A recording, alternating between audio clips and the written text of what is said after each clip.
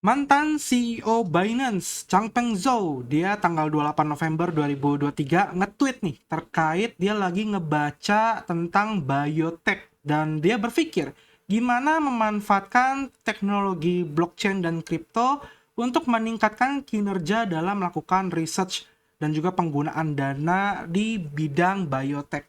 Keep building. Nah, ini tanggalnya belum lama ya, baru kemarin ya, dan langsung menarik banyak sekali perhatian berbagai orang.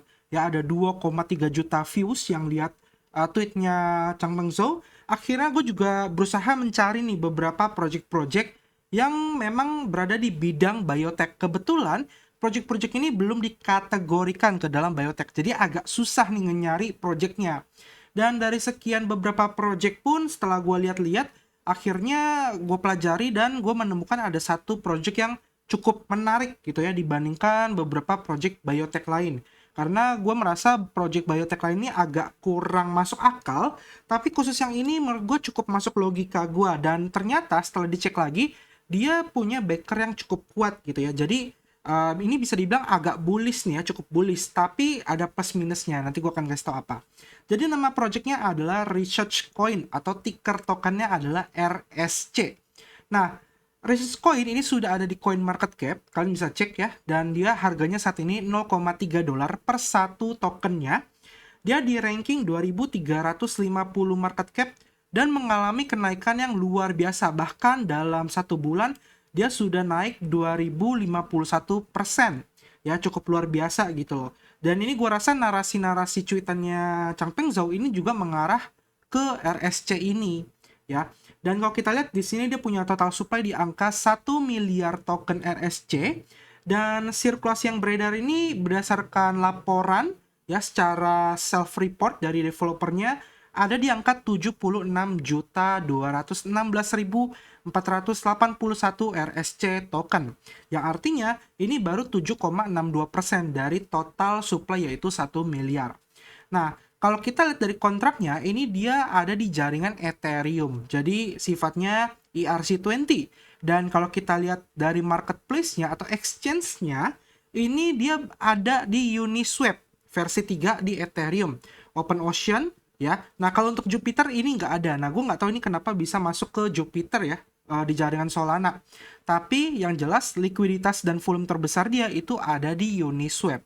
Oke, jadi kalau nanti kalian misalnya tertarik ingin membeli token RSC ini, setelah melakukan Dior, setelah mempelajari projectnya, dan menurut kalian ini projectnya bullish dan oke, ya kalian mau nggak mau harus beli di Uniswap. Jadi butuh siapin Ethereum yang lumayan untuk bayar gas fee-nya. Nah, di sini kalau kita lihat ya, di Twitternya, setelah gue cari-cari informasi, ternyata ini project tuh udah cukup lama.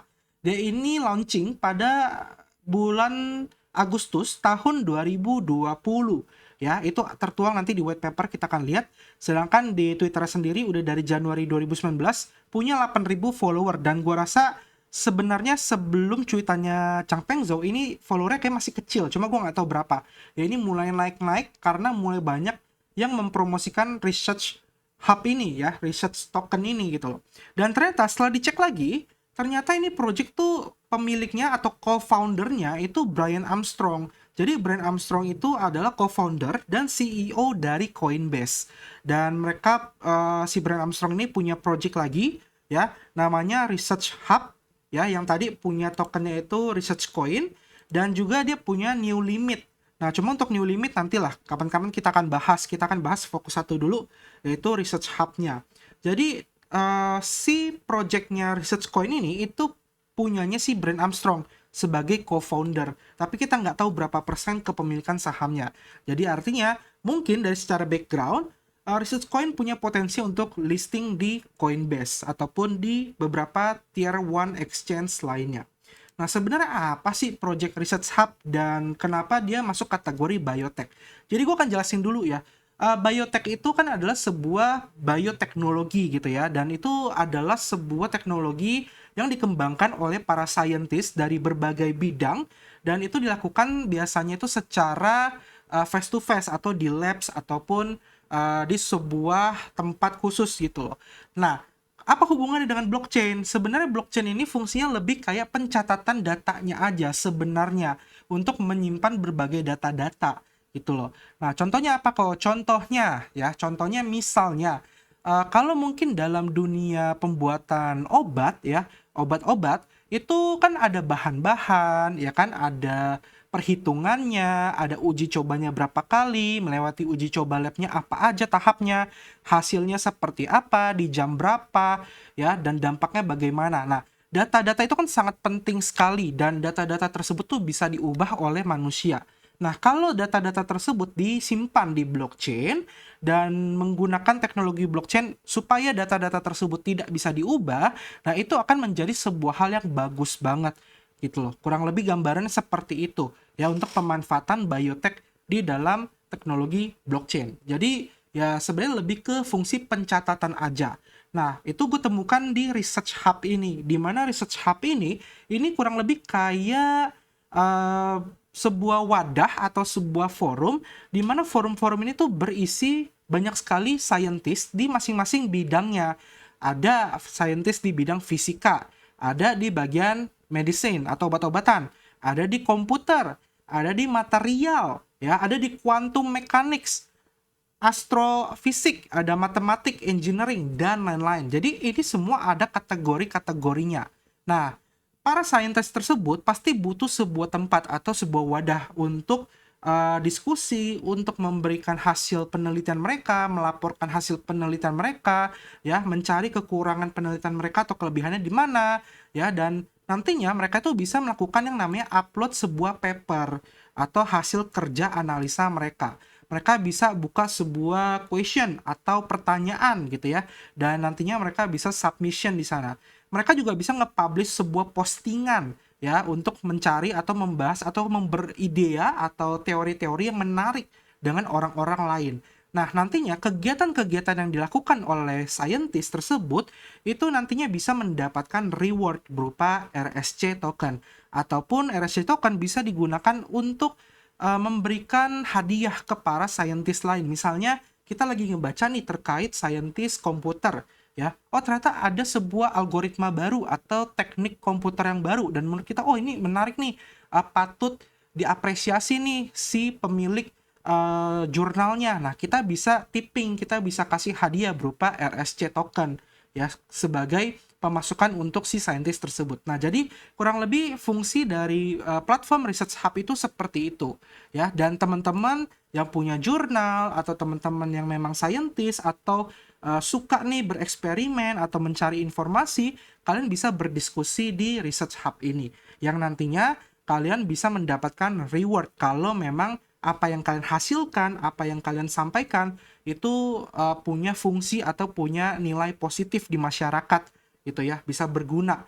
Nah, kelebihannya di situ. Tapi kekurangannya apa? Kekurangannya adalah karena Research Hub ini adalah sebuah platform desentral yang bebas, artinya hasil riset kalian itu bisa digunakan atau dieksploitasi oleh orang lain yang tidak bertanggung jawab.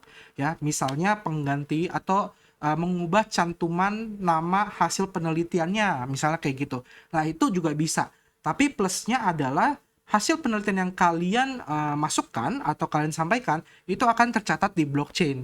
Jadi kalau misalnya itu mau di tracking sebenarnya bisa aja ketahuan siapa yang duluan memberikan data atau menyampaikan data terkait hasil penelitian tersebut.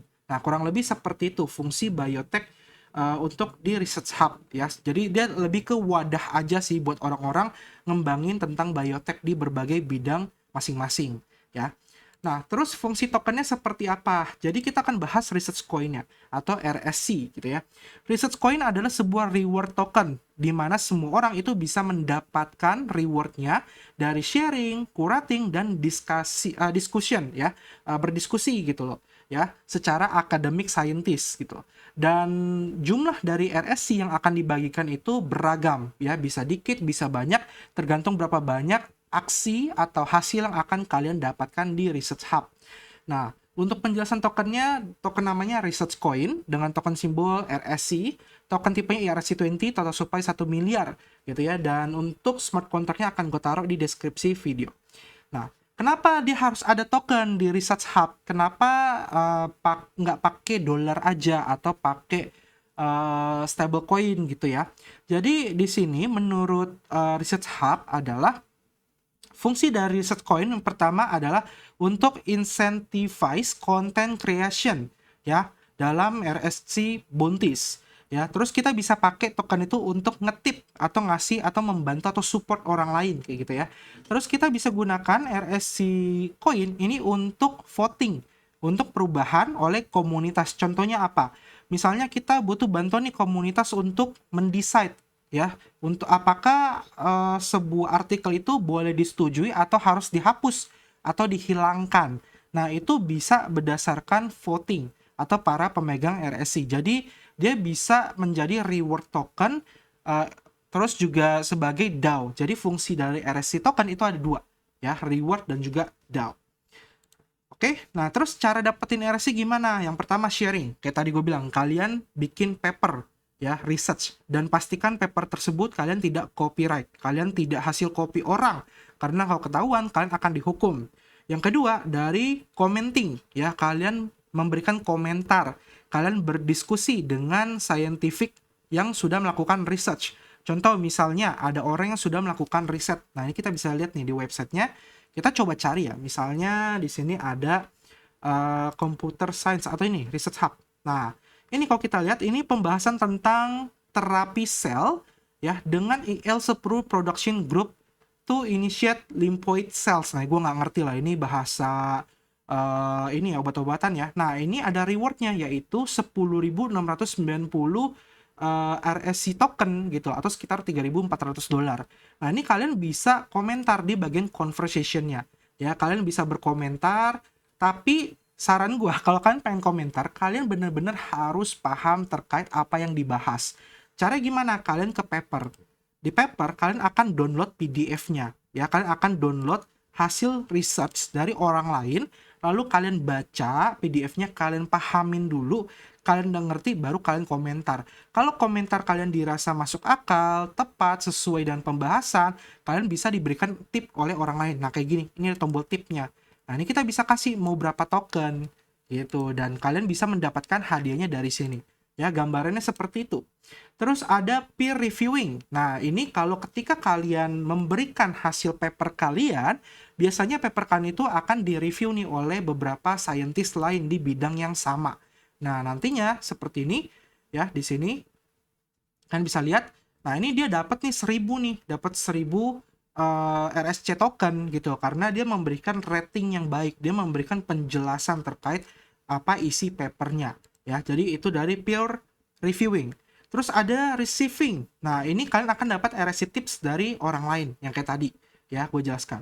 Dan terakhir ada developing, open resource features. Dengan kita bersama membangun si project research hub-nya, kita berkontribusi, ya kalian bisa berkesempatan mendapatkan RSC token. Ya. Nah, cara lain apa ya? Kalian beli di market. Kayak gitu. Nah, untuk tokenomiknya bagaimana? Untuk tokenomiknya, jadi RSC ini pertama kali diluncurkan tokennya di tanggal 1 Agustus 2020. Dan sirkulasi supply-nya akan mencapai 1 miliar, ya, kurang lebih adalah 12 tahun ke depan ya. Jadi sampai tahun 2032 ya, emisinya seperti itu. Nah, emisi maksimumnya adalah 5%. Nah, jadi dia sistemnya bukan emisi fix, tapi emisi maksimum. Yang artinya kalau di tahun tersebut itu lagi sedikit yang pakai, lagi sedikit yang interaksi, maka emisinya pun akan jauh lebih kecil. Nah, itu terjadi secara data itu di November 2023 ini tidak mencapai emisi maksimumnya. Jadi di bawah 5%. Jadi kurang lebih itu bisa digunakan untuk hal yang lain. Bisa digunakan untuk tim, pembangunan tim, dan lain-lain. Nah, pembagian tokenomiknya lebih rinci seperti apa? Pembagian lebih rincinya adalah 60% untuk komunitas. Ya, tentu saja penting banget buat komunitas itu dapat jatah yang besar. Karena ya kayak tadi gue bilang, kalau kalian pakai si research hub-nya untuk berbagi ilmu, sharing dokumen, ya kalian dapat aset atau dapat reward itu dari porsi komunitas ini. 20% masuk tim, 10% masuk founders. Dan new employee itu 10%. Jadi kalau dia rekrut staffnya kerjanya bagus, bisa dapat reward dari situ. Ya, 10% totalnya. Nah, kita nggak tahu nih, apakah Brian Armstrong itu dapat jatahnya 4% kah, 3% kah, 10% kah? Karena biasanya kalau ke founder itu lebih kecil daripada founder utama sih, biasanya kayak gitu. Atau bagi rata, ya kita tidak tahu. Jadi kurang lebih pembagiannya seperti itu ya untuk RSC token ya. Jadi dia tiap tahun itu emisinya akan terus bertambah maksimum 5%. Ya, kita bisa lihat di sini emisi schedule-nya. Dan ini berbanding lurus ya dengan porsi-porsi lainnya ya untuk reward, founder, tim, foundation, dan employee. Nah, terus potensi kenaikannya berapa banyak, seperti apa? Nah, ini kalau kita bandingkan RSC yang sekarang market cap-nya, ya, kalau market cap-nya sekarang itu di angka 23 juta US dollar. Kita bandingkan nih di market cap sekarang, kalau dia menyentuh market cap setara dengan Leo Coin saat ini di market cap di ranking 20, maka dia punya potensi kenaikan di angka 140 kali lipat ya dari harga sekarang. Tapi dengan catatan ini kalau supply-nya sama ya, dan juga market cap-nya itu mencapai market cap yang saat posisi sekarang di Leo-nya. Ya, jadi kurang lebih seperti itu. Nah, harapannya ya kalau memang narasi biotech ini itu naik kencang ya, besar, dan di sini orang akan lebih banyak memilih RSI token dibandingkan biotech lain karena ada si Brian Armstrong-nya ya, otomatis mungkin bisa mencapai 100x ya, kurang lebih seperti itu teman-teman. Tapi balik lagi ini berdasarkan opini dan juga analisa pribadi. Jadi kalian wajib Dior juga. Untuk beli di mana? Di Uniswap. Tapi karena dia di Uniswap otomatis gas fee-nya mahal ya. Kalian transaksi itu gas fee-nya sekarang ini saat video ini dibuat tuh bisa $25. Ini luar biasa banget. Tipsnya adalah kalian buka namanya Etherscan Gas Tracker. Nah, kalian cek di sini ya. Kalian cek bagian average-nya, rata-rata di sini. Perhatikan satuan dari GUI-nya. Nah, ini GUI-nya lagi tinggi nih, 82. Nah, saran gua kalau kalian pengen beli token apapun di jaringan Ethereum, GUI-nya itu pastikan di bawah 15 atau di bawah 20 itu udah paling mahal gitu loh ya. Kalau bisa di bawah 10 itu murah banget. Ya, jadi kurang lebih itu tips and triknya kalau kalian mau transaksi di jaringan Ethereum. Nah, menurut kalian gimana? Apakah project Research Hub ini bagus dan akan membantu perkembangan biotech ke depannya dengan menggunakan sistem teknologi blockchain untuk menyimpan data-data yang ada? Ya, silakan kalian tuliskan pendapat kalian di kolom komentar. Jangan lupa di like, subscribe, dan juga komen, dan share juga ke teman kalian untuk mendapatkan informasi terbaru terkait aset kripto. Kita ketemu lagi di next video, sampai jumpa dan terima kasih. Dadah!